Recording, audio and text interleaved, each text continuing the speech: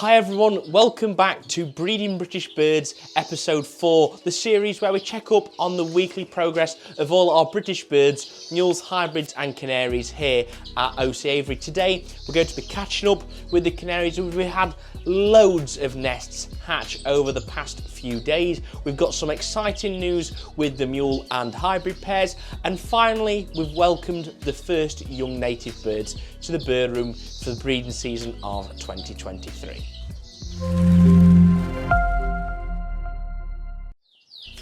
First off is a catch up with the canaries. We've got 8 nests of canaries now. Last week we saw the first nest began to hatch. Well, obviously they've picked up massively over the past week, which is super exciting. So we've got loads of youngsters, the oldest being a week old, some of the red factors, the youngest just being some Rasa canaries that have hatched today. So we've got 2 nests of feeders, a nest of red factors, a nest of new colours, 2 nests of North Dutch frills and 2 nests of Rasa canaries. So really exciting news indeed. And so far I've rung 24 young canaries and it's only the start of the first round. So I'm ecstatic with that. I'm very pleased so far, and they've been doing an excellent job feeding their youngsters, caring for them really well, and I can't say that anything so far has let me down, and fingers crossed it continues to stay as good as it has been at the moment. Now, this is a clip I caught earlier, and this is a canary hen, and you can see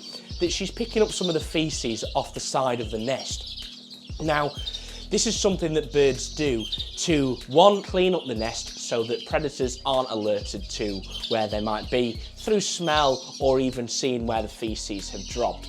But the second thing is that a young bird's digestive system is nowhere near as efficient as it is an adult bird. So an adult bird will pick up the feces, eat them and then regurgitate them back into the youngsters, and as disgusting as that is, don't be alarmed because it's just putting all that goodness back through the youngsters that they haven't collected the first time round. So a bit of an unusual behaviour, especially if you're first time keeping birds and you've seen them do this. It does happen and it is completely fine. Just make sure that you're always giving them fresh egg food as well, so they've always got access to that to feed their young as well. Of course, with breeding birds, you do get those unexpected surprises as well, and that's exactly what's happened with this pair of North Dutch frill canaries. We've got a white ticked cockbird with a clear buff hen, and these were very kindly gifted to me from my good friend Dave Brown, so big thanks to Dave for these.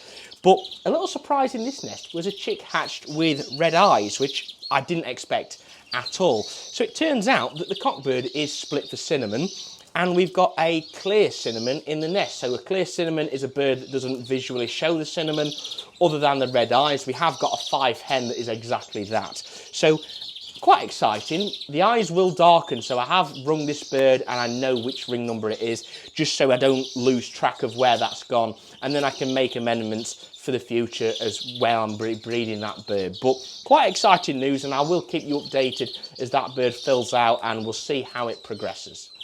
Since the changes we made to the Greenfinch flights in episode 3 by adding more cover around them, it has come on leaps and bounds and it has really benefited us, and the Greenfinches are certainly having a great time with it.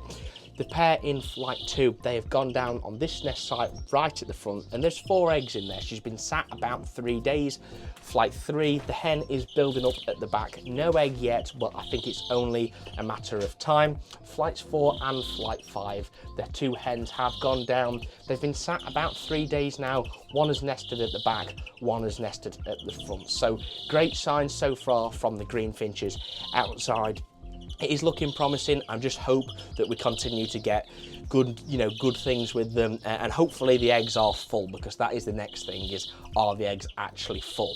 We've got 2 pairs of greenies inside as well. The pair in the aluminium flight cages are still messing about with material, but the pair in the big plastic cages have actually gone down and they are sat on 4 eggs. So they've been sat a few days now, and I'm hoping that all goes well with those and we'll get some youngsters fairly soon. And I do know that a pair has fertile eggs, and the reason I know that is because we recently welcomed the first young Greenfinch, the first young straight native of the year. They laid an egg about 3 weeks ago, just a single egg, and they did nothing with it. So I popped it under a pair of frill canaries because they will feed a young greenfinch a lot more food than would rasers or fifes, and that chick hatched about 6 days ago. I rung it today and it's looking excellent. So really good news to report so far is that the greenies have been getting on excellent over the past week.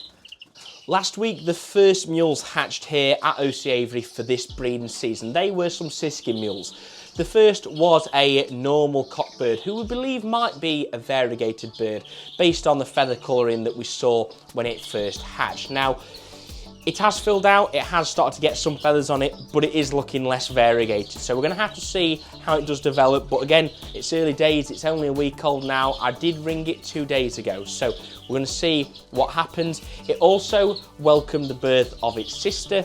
Its sister is a brown, so it's a brown Siskin mule hen, and that's looking a nice bird. It's looking good colour, and I have also rung that chick. So we will of course see how these guys get on every week, but also under one of the pairs of feeders we put the other Siskin mule that hatched. So we had some eggs due a few days after, which were from a different hen, a visual cinnamon hen to the visual brown Siskin cock. So that chick is hatched. It is of course a cinnamon, but it could be a cinnamon cockbird. That has gone under the pair of crested feeder canaries, as it was slightly smaller than the Siskin mules that were already in there, and I felt it would get left out. So it went under some canaries that had chicks at the right size, and it's doing great. I did ring that today. So fingers crossed, all going well, we've got some Siskin mules that are developing quite nicely. We'll see how they get on, of course, each week, and I'm hoping, especially that one that is possibly a visual brown, is of course a cockbird. So keep your fingers crossed, Siskin mules are here. Since the disappointment last episode with the Crossbill Greenfinch hybrids having clear eggs, they have made up for that. So what they have done is rebuilt in the nest site at the front, and the hen has been now sat on 4 or 5 eggs, I haven't checked the last egg, for about 3 days now. So again, it is too early to candle them, but I've seen positive signs so far, seen the pair feeding each other, I've seen them mating up to the, when these eggs were being laid. So I'm really hopeful that this time round, now that the weather has warmed up a bit and the greenfinch is in better condition, that he will have filled those eggs the second time around. All we can do is hope for the best, but so far, great news, that they have gone back to nest. We start conditioning our birds at the beginning of February with the idea that we can pair them up at the beginning of April, and most of them should immediately start breeding.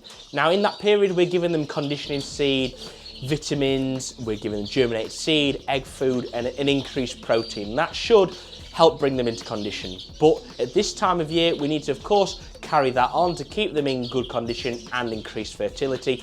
But there's a great natural supplement that I give my birds all the time, and that is dandelions. It's warmed up and they're sprutting up everywhere. So I regularly go to my local patches where I know they're not treated with any chemicals, get a bag full and feed them all of the birds. When they will spend hours pulling at them, pecking at them and eating them, and it does them a world of good, increases fertility. And any birds that I don't think might breed or aren't there yet, dandelions will forward that condition greatly, and it really does benefit them. They have loads of health benefits. So a bit of advice, get some dandelions for your birds. They're free and they will do them a world of good. Since introducing the nest sites 2 weeks ago, the Redpolls have got on quite well so far. And last week I did say that I thought it'd be this nest site right here that would have the first egg in from this pair. They look to be the most forward pair. They were the first ones to build the nest. However, there is no egg in that nest site because the eggs are in that nest site. So I was quite surprised with that, because that pair literally within 2 days went from no nest built to a complete nest built and the first egg. The hen up there is now sat on 5 eggs. I've seen 5, there might be 6, there might be 7. She's only been sat a few days, but Redpolls will only incubate eggs for 10 to 11 days and then they hatch. They do hatch a few days earlier than will canaries. So hopefully it could even be next week that we see some young Redpolls. But it's a great pair up there. It is their first time breeding, but I do have hopes that they could produce us some good quality youngsters, which I'm very hopeful that they will. So we will see what happens, but that's possibly at least 5 eggs from that pair up there. But also this pair down here have laid the first egg this morning. However, they haven't built a nest, they've just laid it straight in the grass liner. So I don't really know what to think. If she continues to lay and then sits them, that's great. And if she doesn't, then it will have to go under a canary or maybe even another Redpoll. So we will see what happens, but so far, fairly good signs coming from the Redpolls. For the remainder of the native birds, we've had a fairly slow week with them, to be honest. It's probably the slowest week we've had with them since we've started breeding them this year. So the Twites have laid 2 eggs, but she didn't bother sitting them. So after a few days of not bothering to sit them, I've removed them and they have gone under a canary 2 days ago. So I'm quite hopeful that they will sit those eggs, they will be full and we will get some young Twites. I am very keen to breed them. As I spoke about last week, they are quite hard to source and I'm lucky to have a young pair, a hen that we bred last year and a cockbird that I've brought in from a friend that he bred last year. So a young pair, and I'm just hoping this second round she'll get a bit more of an idea what she needs to do and we'll get some success with them. For the bullfinches, we've not had the best week. She's not really looked at even going to nest now. Not sure what to do. I might take the nest site out completely, give them a week off and then see if they'll go again. But the 2 eggs that we did take from them last week that she also refused to sit have gone under a canary and one of them is full. So it does mean we've got hopefully a young bullfinch on the way. So we'll see what happens there, but at least we know the eggs are coming through full. So keep us fingers crossed for some more positive signs for next week. And of course, I'll be keeping you updated every step of the way. So everyone, that does bring us to the end of episode 4 of Breeding British Birds. I really hope you've enjoyed it, seeing how all the birds are getting on. 28 youngsters rung so far. There's loads more in the nest that need to be rung. Eggs due and other birds, of course, going down. So if that is some more stuff that you would like to see, then please make sure to subscribe down below so you don't miss any more future content.